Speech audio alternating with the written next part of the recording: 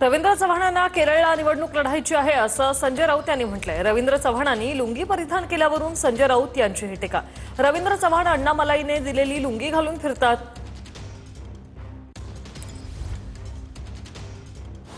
नाही, ते आधी स्वतःला शिवसैनिक समजत होते पूर्वी, इथे भांडुपला होते आणि आता ते बहुतेक त्यांना सुद्धा पुढल्या वेळेला तामिळनाडूत निवडणूक लढायची किंवा केरळला लढायची असावी त्याची, कारण महाराष्ट्रात यापुढे जिंकणार नाहीत मराठीच्या मुद्द्यावर। एक लोंग्या सोंग्या मुंबईत येतो तामिळनाडूतून आणि मराठी माणसावर हल्ला करून जातो, परत तो आव्हान देतो आणि तुम्ही त्यानं दिलेली लुंगी घालून फिरताय।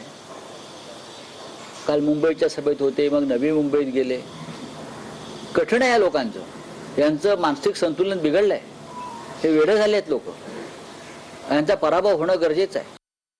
संजय राऊत यांच्या निवडणुकीतली पॅन्ट उतरली गेली आहे आणि त्यामुळे ते दुसऱ्याच्या लुंगीकडे बघतायत। आपल्याला आपली विजार पॅन्ट घालता येऊ शकत नाही अशी दुखापत इजा झाल्यानंतर सुद्धा त्यावर पर्याय म्हणून असेल तर ती धोती किंवा लुंगी सुद्धा घालीन, पण मी प्रचारात कार्यकर्त्यांबरोबर राहीन, ही कर्मठता दिसते आणि रवींद्र चव्हाणांची कर्मठताच भाजपची ताकद आहे, त्याच्यावर आम्ही जिंकू। आणि संजय राऊत राजकीय दृष्ट्या नागडे, निवस्त्र आणि पॅन्ट उतरले